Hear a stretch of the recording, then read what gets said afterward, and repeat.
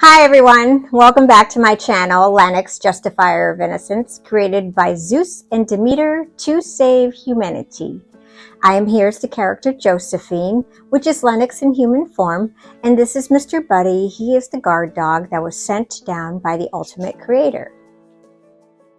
Now in today's story, before we get started, I did just want to thank all of you who have been following the channel. And I wanted to say that I hope that you guys are having an amazing weekend. For those of you who are new to this channel, this is a fantasy justice channel where superheroes and mythological gods unite in the fight to get justice for the innocent and save humanity, restoring the balance of good and evil. It is designed to allow you to listen like an audiobook, or you can watch, enjoy the images, the artwork, and the dramatizations.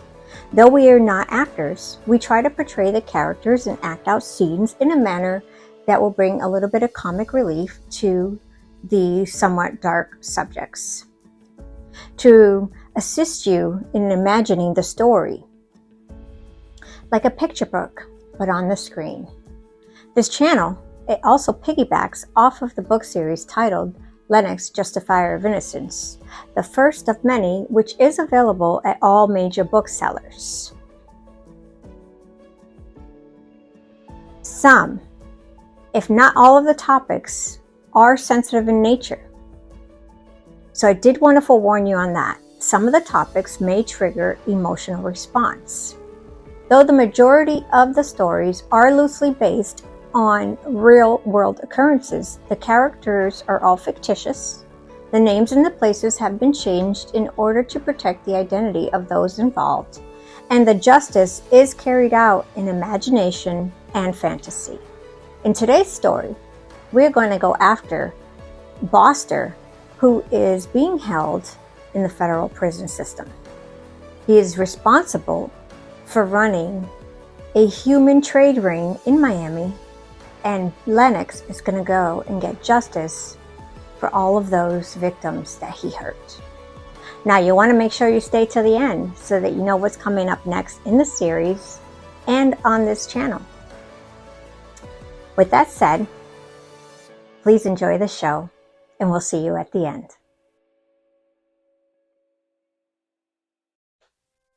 Ogard and Vertrani were petitioning to have legislation changed in hopes to adopt stricter laws for human trade offenders, but it was received with mixed opinions. Fortunately, there was just enough in favor to take it to the next level. It blew our minds that there was any resistance at all. Such an evil crime deserves the harshest punishment. So why the hesitation? When you look at penalties for, let's say, mortgage fraud, for example, it's up to 20 years in prison and up to $5 million in fines.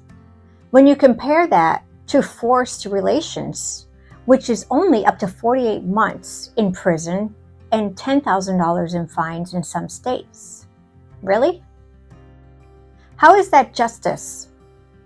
You're telling us that a lie on a piece of paper to get a property or possibly a commission check should carry punishment more severe than causing harm to other human beings for monetary gain?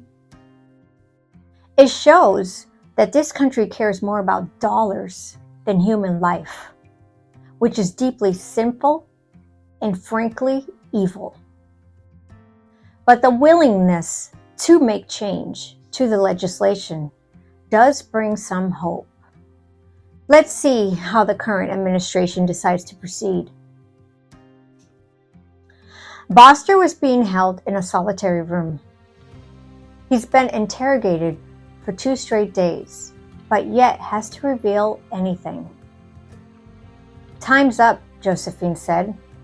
That night, Lenox will be paying him a visit. I will have Amalia tap into the security system and loop footage in his cell. Lenox will then break in and break him. As the night fell upon us, the darkness was covering the earth. Lenox prepared herself. Amalia got the plans for the building as Lenox was going to have to sneak through the ductwork. Lenox said to Amalia, "We're definitely going to have to find another way to sneak into buildings. This is getting old." They both laughed, trying to make light of the very serious situation. They waited until the night shift. Once it was lights out, it would be easier for her to go in undetected. As 11 p.m. approached, Lenox made her way with Lexa and Mr. Buddy. They were going to wait down the road in the Jeep. Though Lenox could easily engage the Jetson in her golden heels, she did not want to risk drawing attention to herself. When they arrived, Lenox quickly made her way up the fire escape ladder on the back side of the building. Once on top of the roof, she used night vision and was ducking down, trying to stay unnoticed.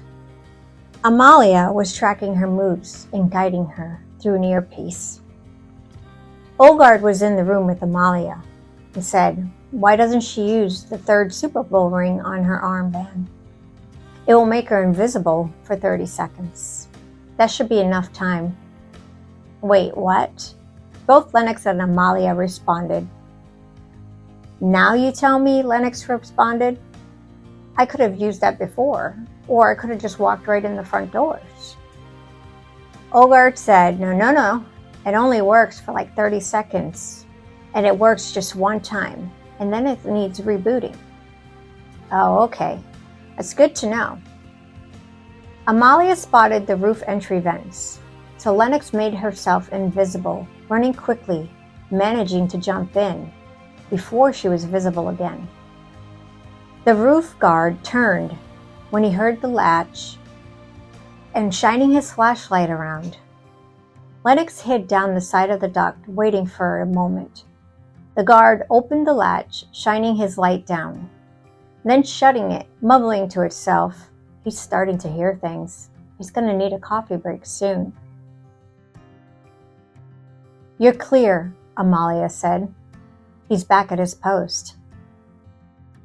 Lenox made her way quietly through the ductwork. Well, as quietly as she could. It's a good thing this old building makes a lot of settling noises. Lenox is not the most graceful. As she approached his cell, she looked down at him. Look at that schlep, laying there, arms overhead, resting, without a care in the world. He really believes that he's above the law. Lenox's large eyes looked like slits, glaring at him in disgust. She dropped down. Startled, he jumped off his cot. "I didn't think you could move that fast," Lenox said, as she kicked him back down, telling him to be quiet. He smiled at her. "What is this? Is this her way of trying to bribe me into talking?" "Not bad," he muttered with a disgusting grin. Lenox wasted no time. The surge poured from her hands. He fell to the floor, convulsing. He was feeling himself being penetrated by broomsticks and paddles, beaten down, verbally, emotionally, and physically, forced to perform unimaginable sexual acts over and over again. The feeling of self-loathing, the fear, the deep sorrow consumed him. His teeth being knocked out, ribs broken, healing, only to be broken again. Broken arms, hair ripped out, starving and tied up for days, being drugged. Every physical torture, every emotional pain, every bit of anguish he made his victims live through, he was now living through himself. He was feeling all of it. Vomit and foam started coming from his mouth. Lenox's fury intensified. The lights in the building began to flicker, causing the agents to look around them. "You will reveal all we need to know," Lenox said to him. "All your current and past consumers, and all of your accomplices." Amalia said to Lenox, "You need to get out of there or hide. The guards are coming back to check the cells."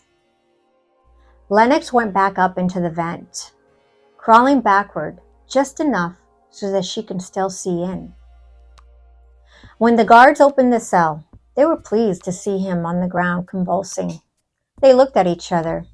"Should we leave him like this?" One said to the other. "It's tempting, but we really should get the medics."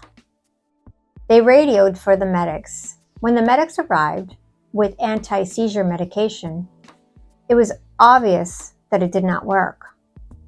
They took him to the medical ward, still thrashing, still convulsing, still reliving all the evil he's done. He will remain like that until he repents, or for the rest of his remaining existence on this earth. After the agents left the cell, Lenox was able to quickly make her way through the vents back to the roof. The guard that was up there momentarily left his post to go check on the electrical panels to see what caused the power to glitch. Lenox took this opening to run across the roof, making her way down the ladder and back to the Jeep. Mr. Buddy came running to check on her, and Leska asked, "Is everything good?" Lenox replied, "So far. Let's hope he repents, and it opens up the gates to finding all of the consumers, specifically that doctor." The next morning, she was back as Josephine when the phone rang and woke them up. It was a federal agency. The Fed said to her, "We don't know what happened, but he woke up from having seizures all night and started telling us everything. It was bizarre." "How so?" Lenox asked, plain dumb. "He was crying like a baby, begging for forgiveness, saying he will do anything to try to make things right. Maybe in his altered state, he had a revelation," Josephine said. "Maybe," the agent replied. "We'd like you two to come back down so that you can listen to the confessions and watch for any signs of untruths. It's always good to have a fresher perspective." "Okay, we'll head right over," Lenox replied. The three of them headed over. He not only confirmed most of what Amalia had uncovered from the notebook and that thumb drive, but he also relinquished where he kept all of his funds. He asked for all of his money to be donated towards the victims as a form of restitution. He also agreed to call the doctor to set up one of his charity events as a sting operation to take him and his operation down. Josephine, Mr. Buddy, and Lexa all looked at each other. The FBI is going to be assisting us in this next mission. This is going to reveal the web of all the consumers. Feeling enlightened by what was accomplished, they went back to the hotel to pack up. Josephine said to Leska, "I have one more stop to make first." Josephine then called the agent to ask what hospitals the girls were being treated at. We want to give them the good news, but Lenox is going to absorb the girls' pain so that they can channel it as strength. To not forget what they endured, but to use that memory of survival to help them thrive and live normal lives, so that they don't see themselves as victims, but instead as heroic survivors who will persevere. When they arrived at the hospital, the nurses brought them all to the employee cafeteria. Josephine and Lexa asked the nurses to please wait outside while we spoke to them. Lexa stood by the door to make sure that none of the nurses tried to come back in. While Josephine turned into Lenox, the ladies and the young girls' faces lit up. One little girl said, "See, I told you she would come save us. We have heard the stories, but we were doubtful that you were real," one young lady said, with tears in her eyes. Lenox was instantly filled with love peace, and joy, absorbing all of their pain. The room filled with glistening rays of sunshine, and a calmness filled the room with an overwhelming sense of gratitude and a newly found zest for life. With that, she walked out of the room. Now as Josephine, she looked at Mr. Buddy and Leska with a huge smile. It's time to get the doctor. Off in the Jeep, they headed back to Tampa Bay. So that is going to conclude today's episode. You'll want to make sure that you come back next week when Lenox and the entire crew are going to be infiltrating the Doctors Convention charity event in order to take down all of those consumers in his group and lead to finding the consumers around the nation and around the globe. As we said before, Lenox feels that if we can get the consumers, we can end this horrific crime because it will end the demand for such horrific evilness. I hope that you guys have had an amazing weekend, and I wanted to thank you for watching. We will see you next week. Go see Sound of Freedom, don't forget. And as always, please take care of yourself, take care of your kids, and God bless.